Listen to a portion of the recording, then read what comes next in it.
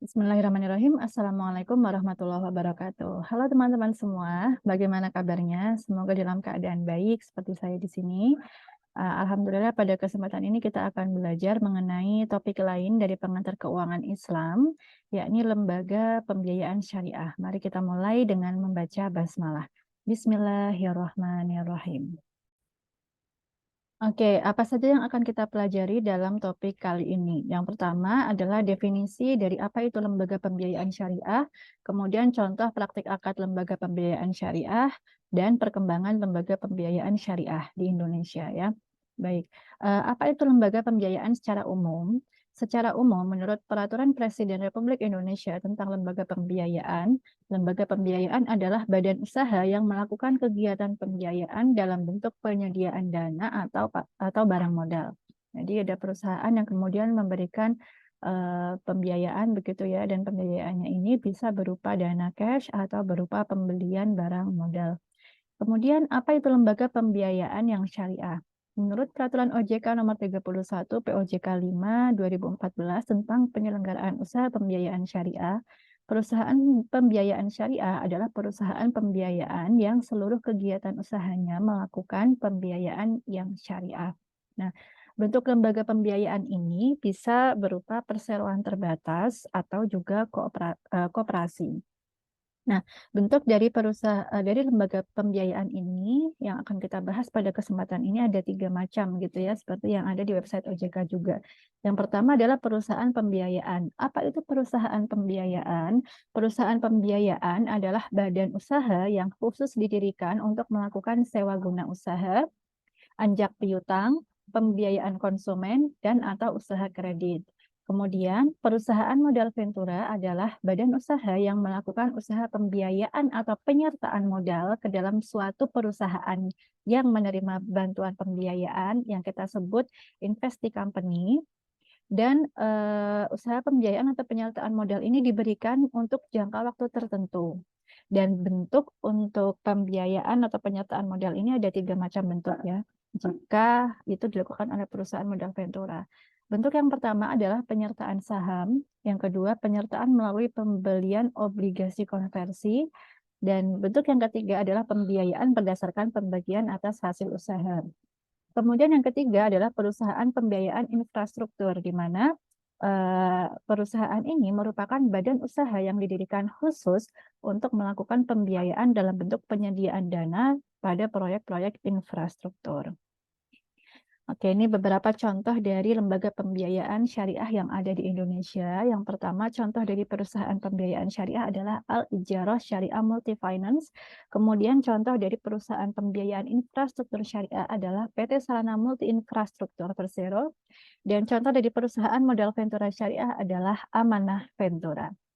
Nah, berikut adalah komposisi aset lembaga pembiayaan secara keseluruhan gitu ya, baik itu lembaga pembiayaan konvensional maupun lembaga pembiayaan syariah. Nah, paling banyak itu didominasi oleh perusahaan pembiayaan yang mana tadi kegiatan usahanya adalah sewa guna usaha, anjak piutang begitu ya. Nah, kemudian 20%-nya adalah perusahaan pembiayaan infrastruktur dan sisanya adalah perusahaan modal ventura.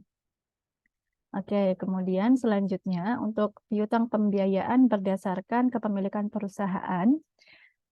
Jadi pembiayaan-pembiayaan yang kemudian dilakukan itu disalurkan kepada kepemilikan asing ada 51% dan kepemilikan swasta nasional itu ada 48%. Kemudian berdasarkan kegiatan usaha tahun 2018 sampai 2022, piutang pembiayaannya diberikan kepada pembiayaan investasi sekian persen gitu ya. Kita lihat bahwa dari tahun ke tahun itu bervariasi dan paling tinggi itu pembiayaan investasinya di tahun 2020 ya. Kemudian pembiayaan modal kerja itu paling tinggi tahun 2020 juga. Pembiayaan multiguna atau multipurpose financing ini bisa digunakan oleh konsumen perseorangan gitu ya, itu paling banyak juga di tahun 2020. Pembiayaan lainnya berdasarkan persetujuan OJK itu paling banyak di tahun 2022. Kemudian pembiayaan berdasarkan prinsip syariah itu paling banyak dilakukan di tahun 2018 dan semakin tahun malah semakin menurun. Kemudian untuk pertumbuhan total aset dan piutang pembiayaan syariah tahun 2018 sampai 2022 itu juga terjadi naik turun begitu ya. Untuk asetnya sendiri itu di kisaran 20-an% gitu ya. Pernah sampai 15% asetnya sangat turun tapi di tahun 2020. Nah, kemudian piutang pembiayaannya yang paling tinggi adalah di tahun 2018 gitu. Jadi penyaluran pembiayaan, kemudian ada piutang pembiayaan syariah itu paling banyak disalurkan di tahun 2018. Tapi tahun 2022 ini juga sama-sama tinggi dengan tahun 2018 gitu ya. Kemudian untuk sebaran kantor perusahaan pembiayaan di Indonesia ini gabungan ya, konvensional dan syariah. Itu bisa teman-teman lihat di sini ya, paling banyak itu ada di Jawa otomatis ya, terutama di Jawa Barat ada 1.402. Itu berarti banyak sekali kantor perusahaan pembiayaan yang ada di Jawa Barat. Kemudian disusul dengan Jawa Tengah 827, Jawa Timur ya dengan 855, kemudian disusul dengan Jawa Tengah di urutan ketiga 826 kantor. Nah, kemudian disusul oleh yang lainnya. Kemudian untuk perbandingan aset dan piutang perusahaan pembiayaan berdasarkan prinsip syariah dengan perusahaan pembiayaan tahun 2022 bisa kita lihat bahwa yang berwarna toska ini adalah perusahaan pembiayaan yang konvensional, sementara yang berwarna hijau ini adalah perusahaan pembiayaan syariah. Ya, kita bisa lihat kalau itu diibaratkan suatu kue cake gitu ya, suatu cake atau suatu kue, maka potongan terbesarnya itu adalah perusahaan pembiayaan yang konvensional. Yang syariah itu baru menempati porsi kisaran 5% gitu. Bahkan dan itu kedua-duanya ya, aset dan juga piutang pembiayaan gitu ya. Kita lihat itu sangat signifikan berbedanya ya, tapi ya memang karena perusahaan pembiayaan syariah itu atau lembaga pembiayaan syariah ini baru muncul di akhir-akhir era ini. Kemudian untuk kegiatan usaha perusahaan pembiayaan itu yang pertama adalah ini tadi ya, jadi dari 3 macam lembaga pembiayaan syariah itu kan ada yang pertama adalah perusahaan pembiayaan. Nah, kegiatannya apa saja kegiatan usahanya? Pertama sewa guna usaha atau leasing. Nah, sewa guna usaha atau leasing ini merupakan kegiatan pembiayaan dalam bentuk penyediaan barang modal, baik secara sewa guna usaha dengan hak opsi maupun sewa guna usaha tanpa hak opsi untuk digunakan penyewa selama jangka waktu tertentu berdasarkan pembayaran secara angsuran.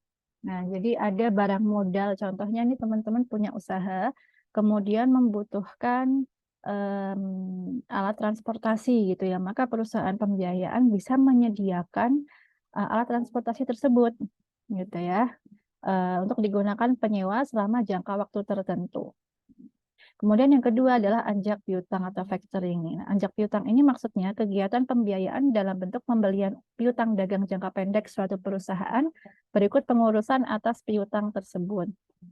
Nah, misal ada usaha pentol gitu ya. Nah, ya usaha pentol ini memiliki piutang dagang jangka pendek. Nah, maka piutang dagang jangka pendek ini dibeli oleh perusahaan pembiayaan. Gitu.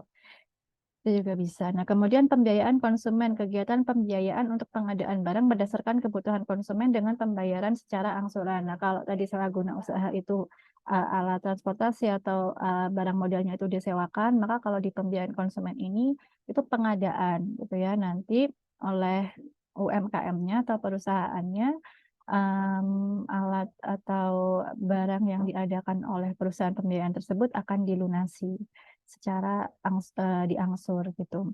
Kemudian ada usaha kartu kredit ya, kegiatan pembiayaan untuk pembelian barang dan atau jasa dengan menggunakan kartu kredit itu juga bisa dilakukan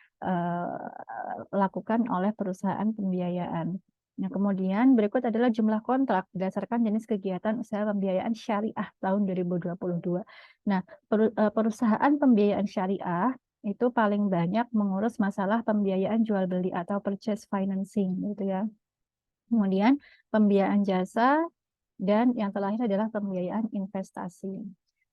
Oke, kemudian untuk jenis lembaga pembiayaan syariah yang kedua adalah modal ventura syariah. Ya.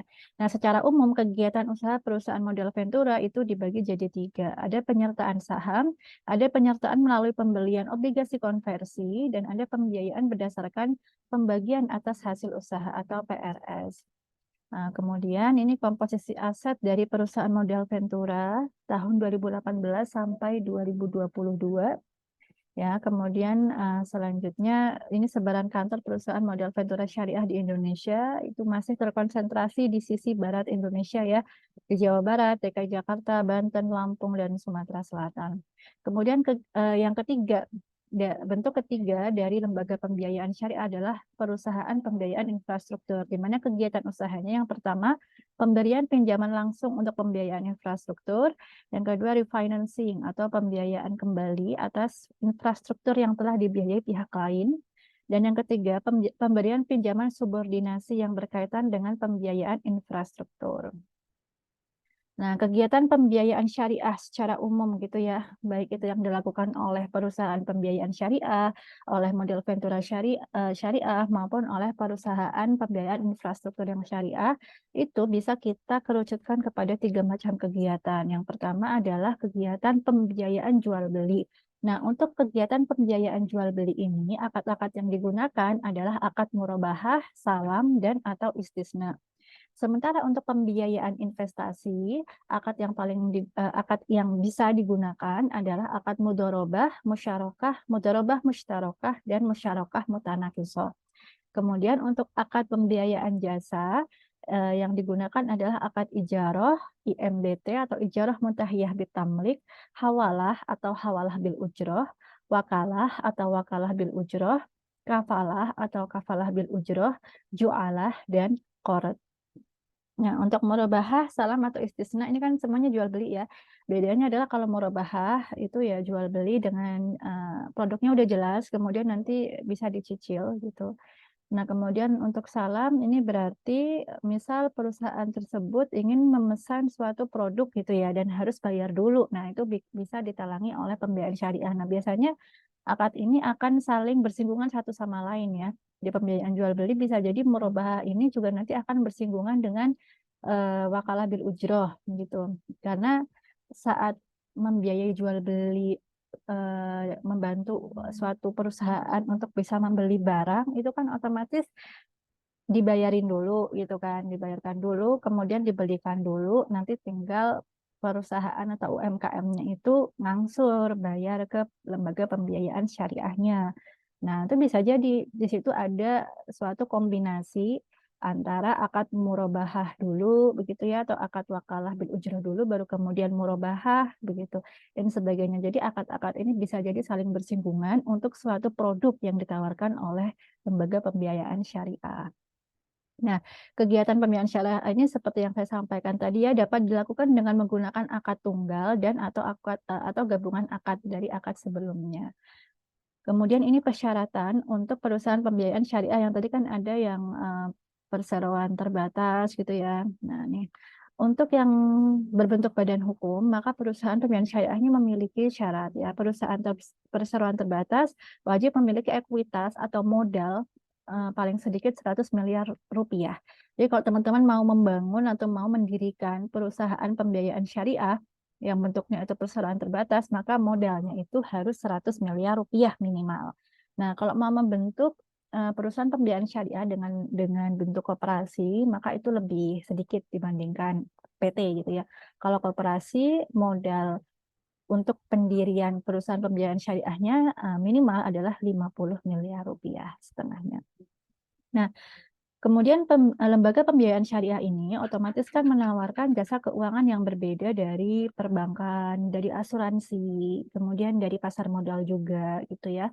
Nah, karena kita tahu bahwa setiap lembaga keuangan itu kan punya karakteristik sendiri, punya fungsi sendiri, dan oleh karena itu maka produk-produk yang ditawarkan juga bisa bervariasi gitu ya. Nah, untuk lembaga pembiayaan syariah tadi kan ada kegiatan usahanya sudah kita bahas di slide yang sebelumnya ya. Ada pembiayaan jual beli, ada pembiayaan investasi gitu ya. Kemudian ada pembiayaan apa tadi? Jasa gitu ya. Nah, untuk larangannya sendiri, contohnya kalau yang BPR kemarin ya larangannya adalah untuk bisa melakukan eh, transaksi keuangan begitu ya, lalu lintas pembayaran gitu. transaksi keuangan di lalu lintas pembayaran itu BPR nggak boleh menyediakan jasa lalu lintas pembayaran. Nah, kalau lembaga pembiayaan syariah ini larangannya adalah untuk menarik dana secara langsung dari masyarakat dalam bentuk giro, tabungan, atau deposito. Gitu. Jadi kita tidak bisa menabung di lembaga pembiayaan syariah. Kita juga tidak bisa membeli deposito di lembaga pembiayaan syariah. Karena memang kegiatan usaha dari lembaga pembiayaan syariah itu ya tadi yang sudah kita pelajari sebelumnya. Gitu ya. Nah, terus bagaimana lembaga pembiayaan syariah ini memperoleh pendanaan? Yang pertama, bisa pendanaan ini diperoleh dari lembaga pemerintah. Bisa juga lembaga pembiayaan syariah ini memperoleh pendanaan dari bank. Jadi ngajuin pembiayaan ke bank gitu ya. Atau institusi keuangan non-bank yang lain, pasar modal dan lain-lain ya, lembaga dan atau badan usaha lain. Bisa juga melalui pinjaman atau kredit bersubordinasi. Jadi pinjaman bersubordinasi itu ada jaminan-jaminan yang biasanya itu berupa aset-aset tetap gitu ya, kayak tanah atau rumah begitu. Kemudian menerbitkan obligasi syariah atau sukuk. Jadi lembaga pembiayaan syariah ini bisa juga menerbitkan sukuk korporasi sesuai dengan ketentuan perundang-undangan. Yang nanti sukuk korporasinya ini bisa dibeli oleh teman-teman semua. Gitu. Nah, bisa juga melakukan sekuritisasi sesuai dengan prinsip syariah dan ketentuan perundang-undangan. Jadi maksudnya sekuritisasi ini adalah menerbitkan surat berharga gitu ya. Kalau sekarang mungkin teman-teman pernah membaca sekilas mengenai crowdfunding dan sebagainya. Nah, ini bisa menjadi salah satu cara bagi lembaga pembiayaan syariah untuk memperoleh pendanaan yang nanti dananya ini akan digunakan lagi untuk membiayai perusahaan-perusahaan tadi yang membutuhkan. Nah, kemudian selanjutnya adalah peraturan OJK tentang lembaga pembiayaan. Ini ada macam-macam ya, teman-teman bisa membacanya di layar yang ada di hadapan teman-teman semua. Kemudian selanjutnya, ini juga masih tentang peraturan OJK tentang lembaga pembiayaan, kemudian kegiatan usahanya. Ya. Nah, kemudian ini adalah perkembangan industri keuangan non-bank syariah. Sini kita bisa melihat ini per tahun 2022 untuk perusahaan pembiayaan syariah itu ada 31 ya. Kemudian modal ventura syariah ada 7 dan apalagi ini yang lainnya gitu. Ini tadi kalau yang kita bahas adalah perusahaan pembiayaan syariah sama modal ventura syariah. Dana pensiunnya belum kita bahas untuk selanjutnya. Nah, kemudian ini untuk perkembangan aset perusahaan pembiayaan syariah dari tahun 2018 sampai 2022. Jadi di 2018 dan 2022 tuh mirip gitu ya, sama di sekitar 22 miliaran. Dan yang paling sedikit aset perusahaan pembiayaan syariah itu di tahun 2020. Mungkin ya karena efek pandemi juga ya, sehingga dana yang mengalir ke perusahaan pembiayaan syariah juga ikut berkurang gitu. Nah, kemudian untuk piutang pembiayaan syariah. Jadi pembiayaan syariah ini memiliki atau menyalurkan bantuan kemana saja nih. Gitu. Itu kan berarti piutang mereka ya. Jadi yang paling banyak itu tahun 2018, tahun 2020 penyaluran piutang penyaluran pembiayaannya menurun juga karena tadi asetnya juga menurun gitu ya. Di tahun 2022 udah semakin banyak lagi yang mengajukan pembiayaan ke lembaga pembiayaan atau perusahaan pembiayaan syariah. Nah, kemudian ini kita bisa melihat juga dari financing untuk aset rasio. Jadi piutang pembiayaannya dibanding dengan asetnya gitu kan, rasionya berapa. Ini yang paling tinggi jelas tahun 2018 dan 2022. Karena ya tadi sama kita sudah membandingkan kedua ini ya. Aset dibandingkan dengan piutang gitu. Nah, terus jadinya financing untuk aset rasionya semacam ini. Kemudian selanjutnya ada gearing ratio dan ada model sendiri, model disetor MSMD.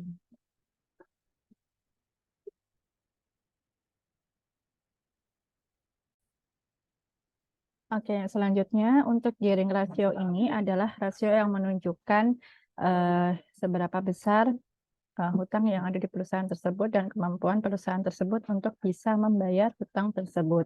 Nah, selanjutnya ada rasio MSMD atau modal sendiri, modal disetor, di mana ini yang akan membandingkan berapa modal sendiri dan berapa modal disetor untuk kemudian menunjukkan ketiga rasio ini akan dipakai untuk menunjukkan seberapa baikkah kinerja dari perusahaan tersebut. Dan yang ini adalah rasio-rasio untuk perusahaan pembiayaan syariah, gitu ya. Nah, selanjutnya kita langsung saja ke sini. Nah, untuk roadmap sektor industri pembiayaan syariah. Yang pertama, step pertama dari atau langkah pertama dari peta jalan ini adalah untuk memperkuat kelembagaan dari aspek permodalan, kegiatan operasional, dan kapasitas bisnis. Kemudian yang kedua, mendorong penerapan tata kelola perusahaan yang baik. Yang ketiga, mengembangkan pengawasan berbasis risiko secara bertahap. Dan yang keempat, mengembangkan sistem pelaporan dan monitoring yang mendukung penerapan early warning system. Oke, itu dia teman-teman penjelasan mengenai perusahaan pembiayaan syariah dan juga bentuk-bentuknya. Saya ulangi lagi bahwa perusahaan pembiayaan syariah ini adalah perusahaan yang